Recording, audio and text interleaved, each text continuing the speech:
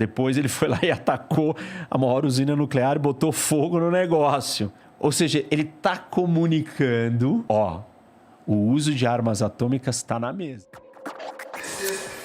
Conta pra gente o que você acha do ponto de vista da questão da ameaça nuclear que pode acontecer e se aconteceu, onde isso vai dar? Tá. Vou explicar 2 conceitos aqui para vocês. O cara tem que ir embora, 00:10 já. Meia-noite? Caramba, nós estamos aqui há 5 horas aqui. Sei lá, irmão. Mó tempão. Beleza, vamos lá. Amanhã eu tenho uma outra palestra logo cedo. É o seguinte, existem 2 tipos de bombas atômicas. Armas atômicas estratégicas e armas atômicas táticas. Uma arma atômica tática, ela tem um alcance pequeno e uma capacidade explosiva menor.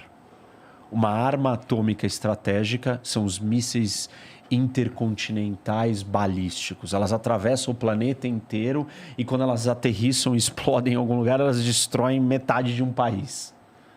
A arma tática não, ela é usada em combate em batalha. É para ser usada em combate em batalha contra batalhões, enfim, tanques, soldados ali no fronte. Ela tem um alcance muito menor, ela é muito mais fraca.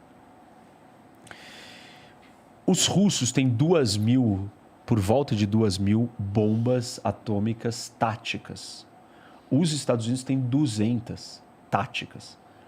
Estratégicas, os números são muito maiores. Os russos têm mais que os americanos. São o país que mais tem no mundo. Mas os americanos têm, 2.000, muitas Que diferença bombas. faz, né? Ou faz? Pior é que faz. Porque esse jogo é um jogo estratégico de uma teoria dos jogos, aonde você tem que calcular e mostrar para o outro... Porque assim, imagina o seguinte, você tem uma bomba atômica. Uma. O que eu posso fazer com a sua bomba atômica? Atacar e destruir a sua bomba atômica. Exato. Aí você não tem mais nenhuma. Mas se eu tenho um número que é indestrutível e uma capacidade de destruir o mundo que passa de 10 vezes... Isso, mas aí se você tem 100 e se eu souber onde está a sua 100, aí você também se deu mal.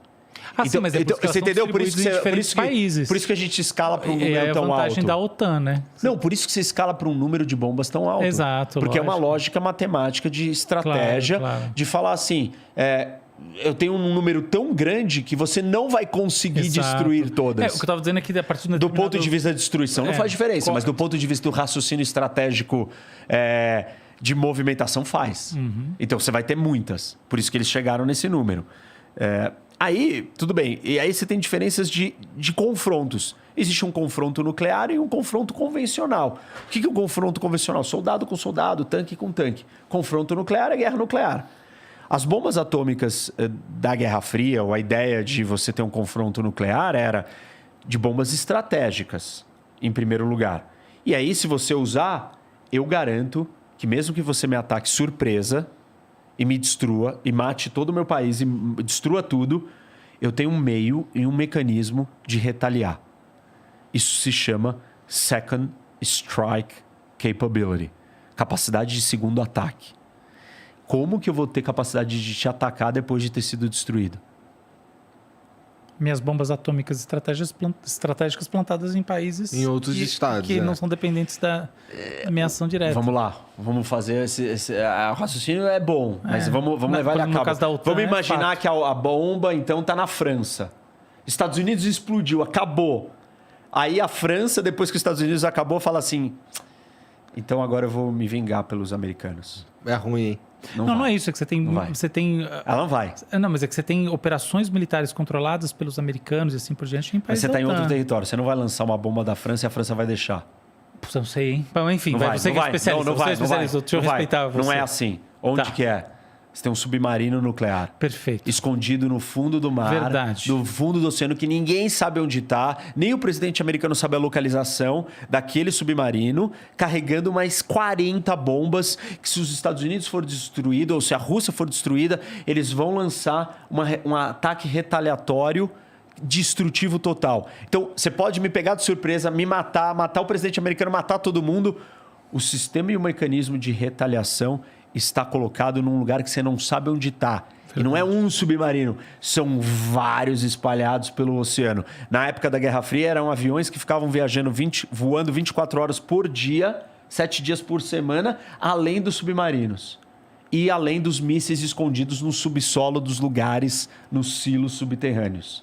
Então, enfim, esse mecanismo garante que o outro não te ataque.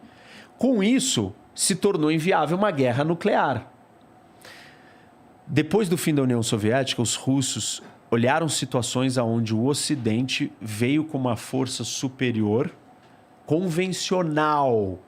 Um exército maior e iria dar conta de vencer os russos.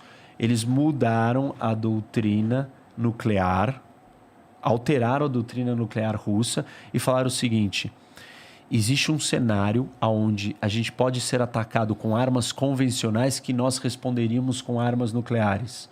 Se nós estivermos perdendo e for do interesse nacional russo, for uma ameaça para nós, nós responderemos com armas nucleares. A estratégia se chama escalar para desescalar. Eu jogo uma arma nuclear tática, não estratégica. Porque se eu jogar estratégica, ativa dele, acabou o mundo. Todo mundo morre. Então eu jogo uma menor tática, eu escalo, e aí o Ocidente vai virar e falar assim: não, para. O cara jogou uma bomba atômica. Nós não vamos reagir com uma bomba atômica porque acabou o mundo aí. E aí ele senta na mesa e fala: vamos fazer um cessar-fogo, acordo de paz, vamos parar onde a gente está. E aí ele congela o conflito onde ele estava. Esse cenário faz parte da doutrina nuclear russa hoje. O que aconteceu desde que começou o conflito? No primeiro dia do conflito, o Putin virou e falou assim: não interfira, Ocidente. Se vocês interferirem, vocês vão ver reações jamais imaginadas na história da sua existência. Que é isso? 2. Na semana seguinte, ele fez uma simulação de um exercício nuclear. 3. Recentemente, ele colocou as forças nucleares em alerta.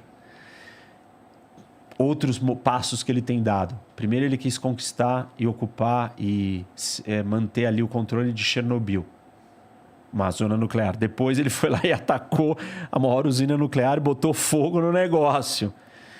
Ou seja, ele está comunicando: o uso de armas atômicas está na mesa. Sim.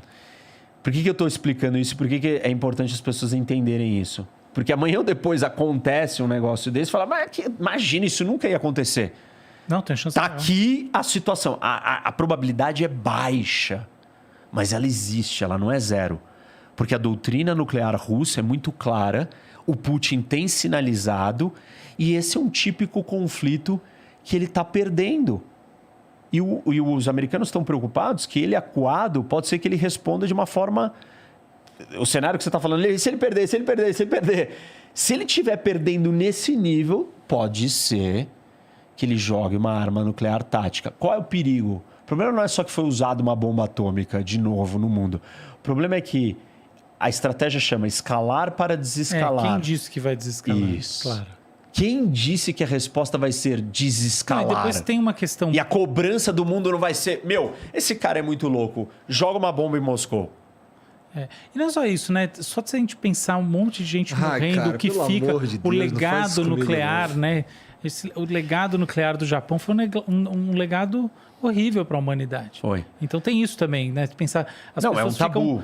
O uso de armas nucleares é um tabu. Não é só quem morre ninguém ali. acha que pode se usar. É a quebra de um tabu. Isso é transformar o mundo por completo.